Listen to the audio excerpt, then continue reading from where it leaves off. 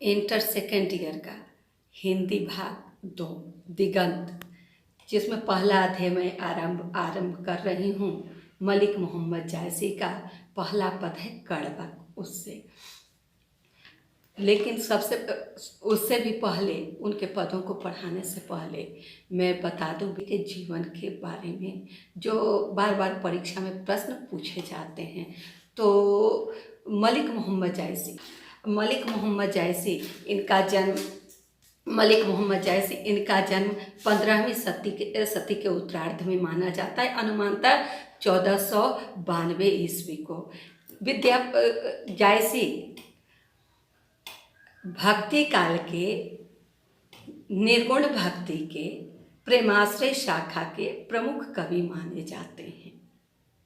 इनका जन्म उत्तर प्रदेश के कब्र अमेठी के जायस नामक गांव में हुआ था। जायसी का पूरा नाम मलिक मोहम्मद जायसी है। जायस में जन्म लेने के कारण इनका जायसी नाम पड़ा। इनकी शिक्षा सूफी संत शेख मोहिदी और सैयद अशरफ जहांगीर से प्राप्त हुई थी। यह इनका सौंदर्य तो रूप के बारे में कहा जाता है कि चेचक के कारण इनका चेहरा रूपहीन था और बाईं आँख और बाईं कान से ये वंचित थे। कुरूप थे रूप से कि ये सौंदर्य से उनका, लेकिन आत्मिक सौंदर्य इनमें विपुल मात्रा में थी, जिस कारण कहते हैं कि इनके रूप के कारण एक बार इनकी प्रसिद्धि सुनकर इन्हें अपने दरबार में शेरशाह सूरी ने बुलाया था और इनके सौंदर्य को जब देखा, इनके रूप को देखा तो वह ठहाका मारकर हंस पड़ा, जिसके कारण यह कह उठे कि मोह पे हंसे से कि खुदा पे। कहने का मतलब कि मेरे रूप पर अगर तुम हंस रहे हो तो इस रूप को मैंने नहीं बनाया है, और अगर उस बनाने वाले पर हंस रहे हो। जैसे पूछ उठते हैं कि मोह पे हंसे से कि खुदा पे, अरे मुझ पर हंस रहे हो अथवा मुझे बनाने वाले पर। यह सुनकर शेरशाह सूरी ने इनसे माफ़ी भी मांगी थी। जायसी की प्रसिद्धि इनके प्रमुख ग्रंथ पद्मावत के कारण है। पद्मावत जो एक ऐतिहासिक ग्रंथ माना जाता है। पद्मावत एक ऐतिहासिक ग्रंथ माना जाता है जिसमें अलाउद्दीन खिलजी के शासनकाल पर प्रकाश पड़ता है। पद्मावत यह एक हिंदू परिवार के प्रेम कथा पर आधारित है। इसकी भाषा अवधी है तथा इसके छंद दोहा और चौपाई है, जिसे इन्होंने लिखा है। पद्मावत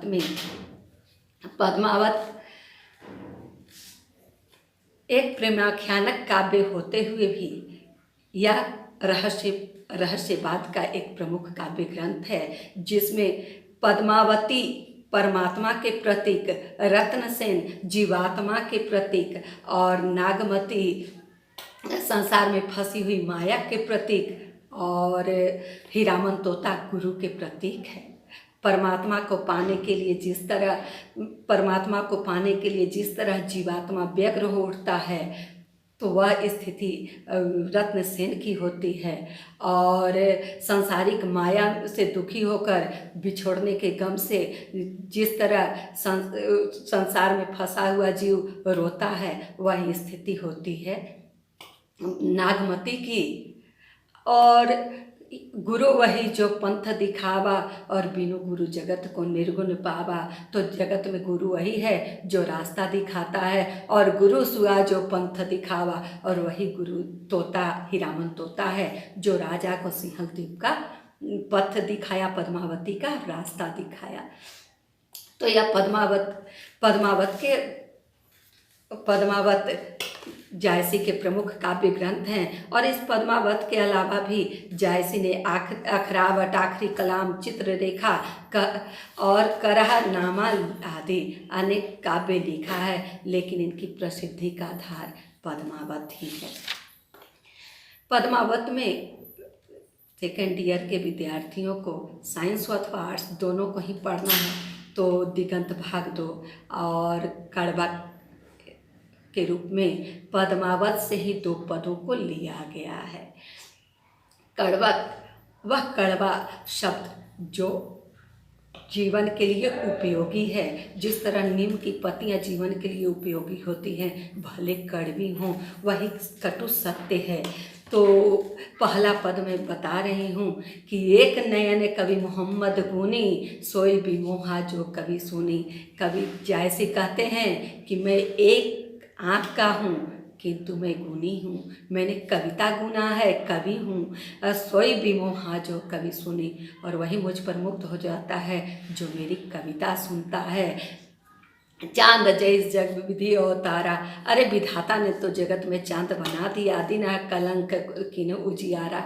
और उसमें कलंक, विधाता ने जगत में चांद बना दिया और उसमें कलंक लगा दिया, लेकिन चांद कलंक के लिए नहीं जाना जाता है, बल्कि चांद अपनी शीतलता और प्रकाश के लिए जाना जाता है।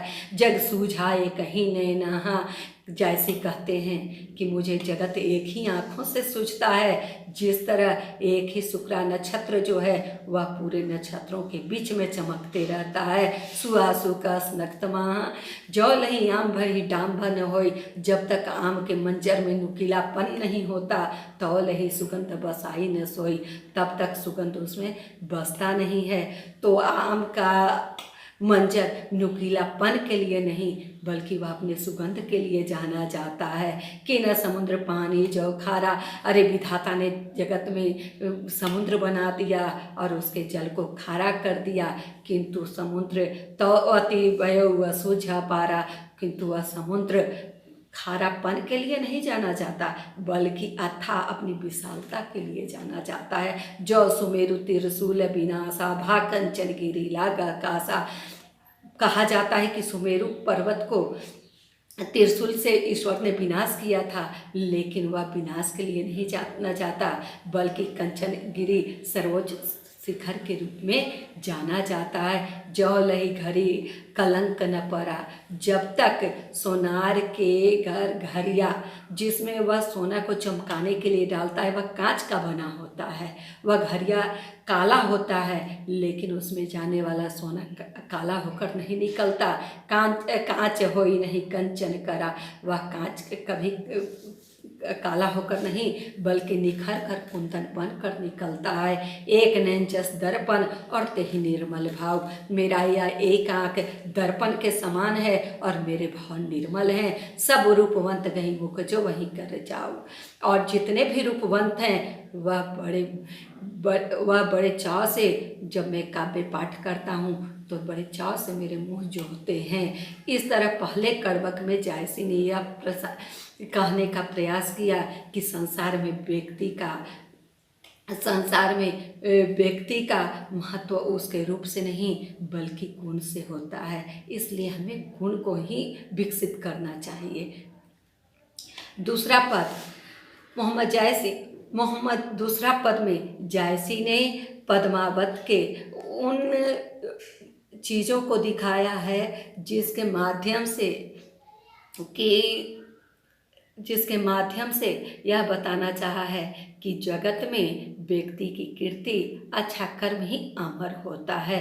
मोहम्मद यह कवि जोरी सुनावा, जैसे कहते हैं कि मैं यह पद्मावत के पद को बहुत हाथ जोड़कर सुना रहा हूँ। सुना जो प्रेम पीर का पावा, और जो सुनता है वह प्रेम के दर्द को समझता है। जो रिलाई रखत के ले, मैंने इस काव्य को ग्रंथ को रचने में खून की लेई से इस काव्यों को बनाया है, यानी बहुत परिश्रम से इसे लिखा है। गाढ़ी प्रीति नैन जल भई, और गहरा प्रेम आँखों में अश्रु जल देता है।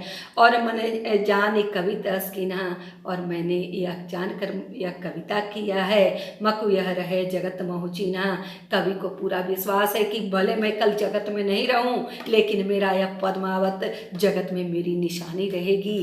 कहाँ सो रत्नसेन यस राजा, कवि कहता है कि अब वह कहाँ रत्नसेन राजा है जो सिंहल द्वीप तक चला गया था अपने पराक्रम को ऐसे दुश्मनों को परास्त करता था।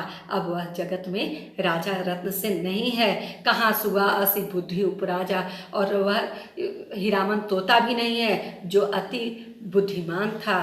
कहाँ अलाउद्दीन सुल्तानू, और नहीं वह अलाउद्दीन खिलजी है।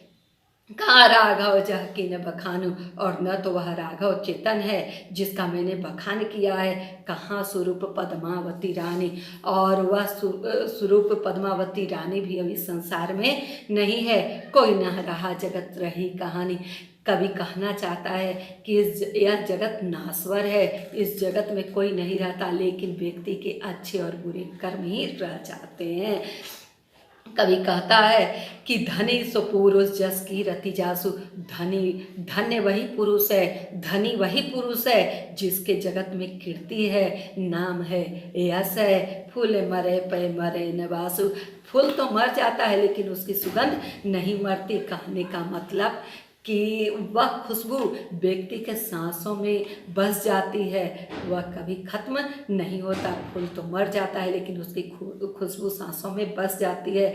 कोई न जैसे कहते हैं कि कोई न जगत जस बेचा, कई न लीन जस मोल। जगत में कोई न तो जस को बेच सकता है, यश को, और न कोई यश को, कीर्ति को खरीद सकता है। जो यह पढ़े कहानी हम समरे दो बोल, और जो यह पद्मावत के इस पद को पढ़ेगा वह कम से कम उसके दो बोल सुधर जाएंगे, प्रेमपूर्ण व्यवहार करेगा, अच्छा कार्य करेगा, जिससे जगत में वह अच्छे में उसका नाम